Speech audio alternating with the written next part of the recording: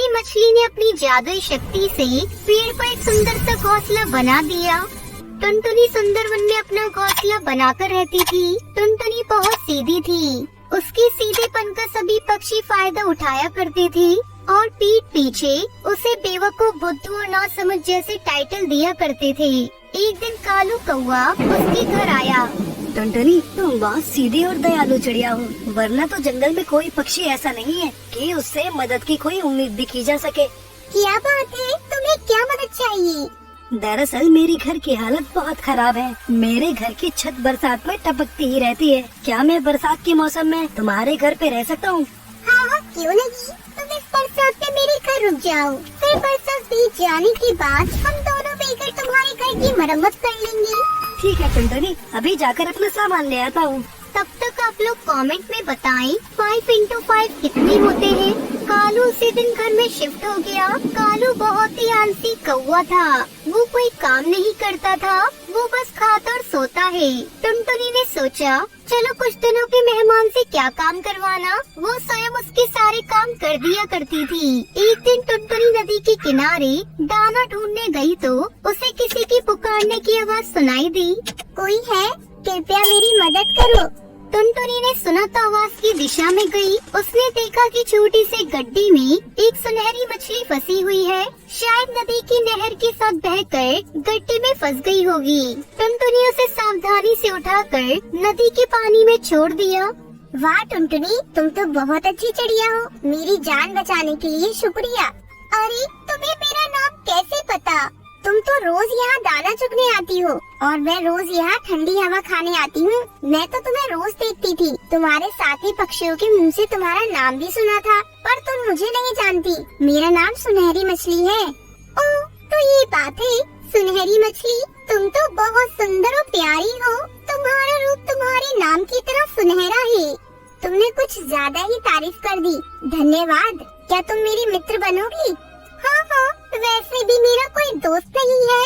सभी पक्षियों को लगता है कि मैं बुद्धू हूँ और मुझ में आजकल के जमाने के अनुसार चतुराई नहीं है, तो इसलिए वो सब मुझसे मतलब से बात करते हैं। वरना पीठ पीछे मुझे बुद्धू बोलकर मेरा मजाक बनाते हैं। तुम ये बात जानते हुए फिर भी तुम उनकी सहायता करती हो, पर क्यों? क्योंकि मेरी माँ कहती थी कि हर पक्षी अलग होता है और सब में कुछ न कुछ खास होता है। अब अगर मैं उन जैसी बन गई तो फिर मैं टुनटुनी नहीं बन पाऊंगी।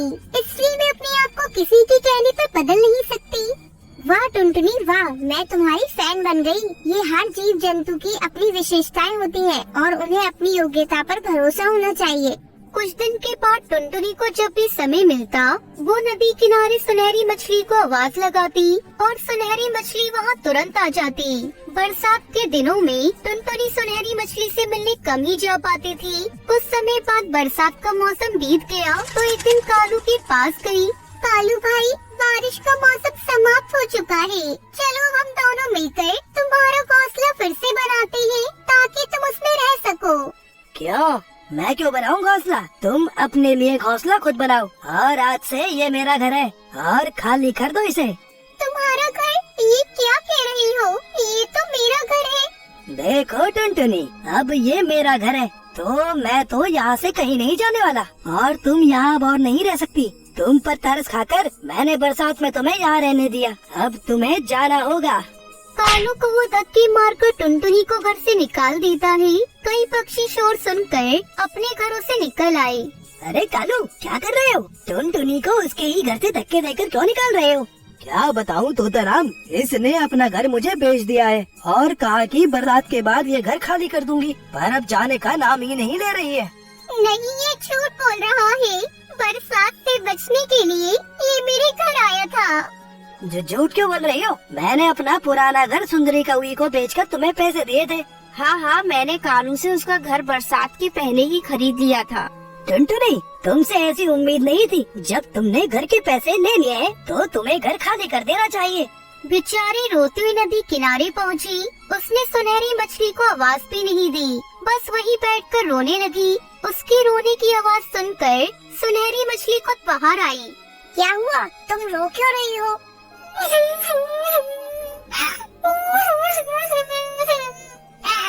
क्या बताऊं बहन, मैंने कालू को बरसात के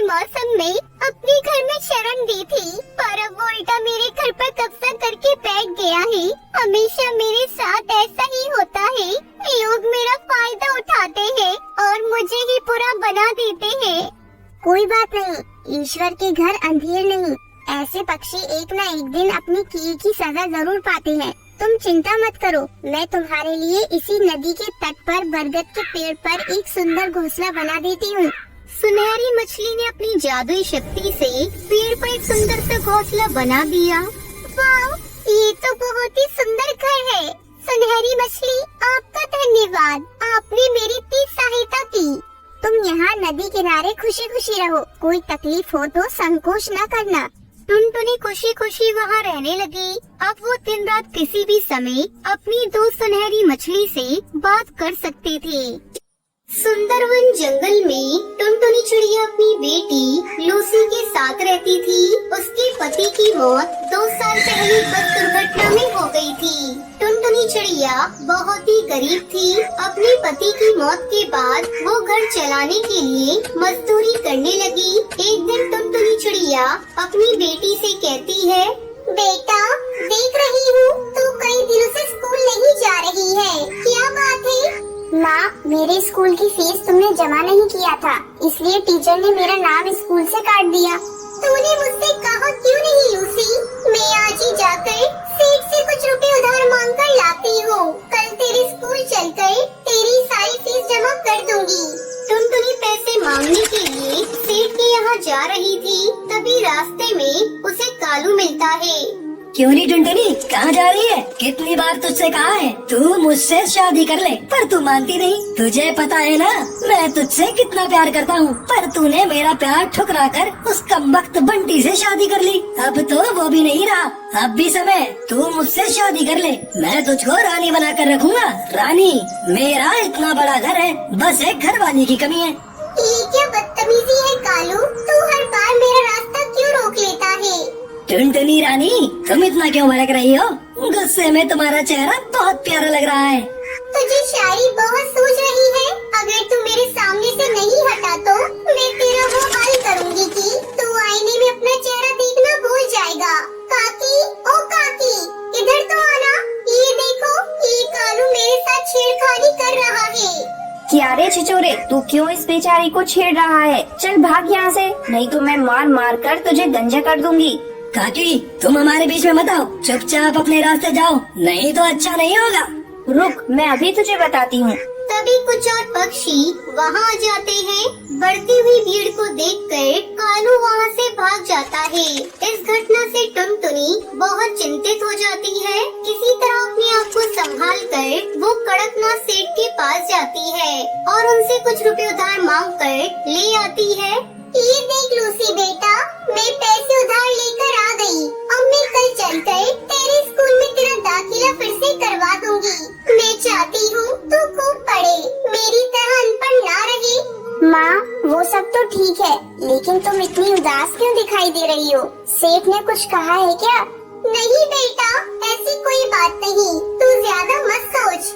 अगले दिन टुनटुनी अपनी बेटी लूसी के साथ उसके स्कूल जाती है और उसकी सारी फीस जमा कर देती है। जब वो वापस घर लौट कर आती है तो देखती है उसका घर पूरी तरह से टूट चुका था।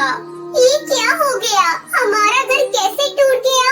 ना आंधी आई ना तूफान, फिर ये सब कैसे हो गया? मुझे तो लगता है बेटा ये काम उस कालू का है। कल जब मैं पैसे लेने सेठ के यहाँ जा रही थी तब उसकी मुझसे लड़ाई हुई थी। अब हम लोग यहाँ नहीं रहेंगे, चल जल्दी यहाँ से कहीं और चलते हैं। लेकिन हम लोग कहाँ जाएंगे माँ? बेटा, हम लोग इतनी दूर जाएंगे जहाँ इस कालू का साया भी नहीं मिलेगा। फिर दोनों अपने घर को छोड़कर दूसरे जंगल में चली जाती हैं और एक सुरक्षित जगह की तलाश करने लगती है। अचानक उसे एक जगह पर पुरानी कुछ बोतल दिखाई देती है। तभी टुनटुनी चिड़िया लूसी से कहती है, बेटा लूसी, ये बोतल, यहाँ कितनी सारी बोतल है, अब हम इनसे नया घर बनाएंगे। इस तरह दोनों माँ बेटी मिलकर बोतल को इकट्ठा करती है और उन्हीं बोतल से